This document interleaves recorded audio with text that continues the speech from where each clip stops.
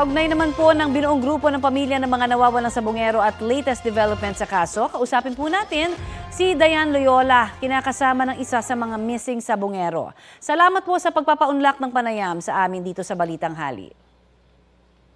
Magandang umaga po. Ano po ang masasabi ninyo, ma'am, sa latest development na itinatakbo po ng kaso sa missing sabongero kung saan kabilang po ang inyong kinakasama na si Ferdinand Dizon? Sa ngayon po, syempre masaya po kami na umuusad at nagkakaroon po ng linaw ang lahat po nung kaso namin. Oho. Dahil po dun sa lumabas na si alias Totoy. May buto raw ng tao na nakuha sa ongoing search and retrieval operations doon po sa Taal Lake. May nagpa-DNA test na ba? Nakaanak po ng inyong mister na si Ferdinand para dito? Yes po, marami na po kaming nakapagpa-DNA test. Yung konti na lang po yata yung hindi pa napapa-DNA. Pero yung sa amin po okay na po. Waiting na lang po kami sa result. Gaano po kalaki ang kumpiyansa ninyo sa kredibilidad nitong si alias Totoy Julie Dondon Patidongan? Kami po, personally, talagang naniniwala po kami na totoo yung mga sinasabi niya. Kasi base po dun sa nalalaman namin dati, na siya po ay isang kanang kamay nung mastermind po.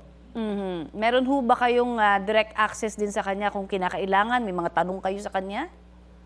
Meron naman po. Nakakausap naman po namin siya. Meron naman po kaming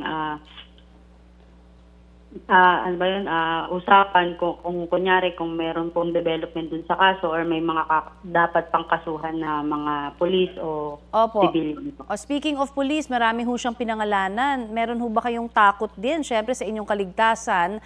At papaano ho kayo nagkakausap-usap para sa proteksyon din po ninyo? Yung takot po, siguro, syempre nandun na po tayo eh. Kaya lang, sa ngayon po, kung matatakot kasi kami, baka po hindi namin makamit yung hustisya eh. Mm-hmm. Kaya nagdarasal na lang po kami, kay God na lang po kami kumakapit na sana po makamit namin yung hustisya. Wala ho bang mga kumontak sa inyo para itigil na rin po itong pagsulong ninyo ng kaso o maaari sa iba ho mga kasamahan ninyo kaya? Sa ngayon po, wala naman po kaming natatanggap. At saka if ever naman po na magkaroon, hindi naman po kami papayag na gano'n na lang po yung gawin uli nila. At wala rin naman ho, Lalaban po wala rin hong banta sa inyo po, sa mga kasamahan po ninyo, no? Opo, wala naman po. Alright. Maayos naman po kami lahat. Kaugnay naman po sa kabubuo pa lamang na Justice for the Missing Sabongeros Network, papaano ito makakatulong po sa inyo? May grupo po bang tumutulong din sa inyo tungkol po dito? Meron po.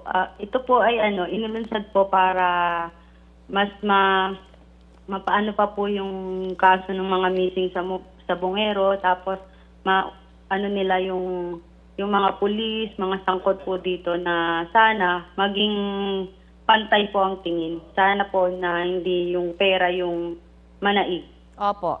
At bagamat search and retrieval operation na po yung ginagawa ng mga otoridad, umaasa pa rin ho ba kayo na baka buhay pa ang inyong partner na si Ferdinand kaya? Sa ngayon po, parang kahit isipin ko, siguro wala na kaming pag-asa na buhay pa namin siyang makakasama. Oho. Meron ho ba kayong anak o naiwan hong mga anak? Meron po. Meron po kaming 3 anak. 3 anak. At base po doon sa mga salaysay ni alias Totoy, kamakailan, ma'am, meron din ho ba kayong naririnig mula po sa inyong partner na meron hong mga sinasabing mga illegal daw na nagawa kaya ang inyong partner kung kaya maaring nadukot po sila? Yun po yung sinasabi ni alias Totoy. Kung totoo man yun o hindi, dapat po sana isinabatas nila, kinasuhan nila or Opo. kinulong nila. Hindi yung parang hayop nila. Nung pinwento sa amin ni alias Totoy, parang hindi makatarungan, hindi makatao yung ginawa nila dun sa mga missing sabongero. Opo. At gaano po kalimit makipag-ugnayan ng gobyerno po sa inyo, lalo na patungkol po dito sa ginagawang paghahanap at pagsusuri sa mga nakukuhang objects sa Taal Lake? Maayos naman po. Lagi naman po silang nag-update kapag may mga bagong ano dun sa kaso, kaparis ng sa mga buto nga po. Nagpaano po sila agad ng DNA test. And lagi naman po silang nandyan. Nagpapasalamat din po kami dahil ganun na sila sa amin ngayon. Opo. At may mga sinasabi hong may iba pang maaring maging testigo. Meron ho ba kayong update? Na-update na ho ba kayo tungkol doon pa sa maaring dumagdag pa sa mga sinasabi rin pong pahayag ni alias Totoy? Sa ngayon po, hindi pa po namin confirm kung meron. Pero umaasa po kami na magkakaroon dahil syempre ngayon po ang dami na pong pinapangalanan, ang dami na pong inaano ni alias Totoy. Hopefully po kami na mas marami pa pong tumistigo. Alright, kasama nyo rin po kami sa pagdarasal no, para sa hustisya. Marami pong salamat sa inyong oras na ibinahagi sa amin sa Balitang Hali, ma'am.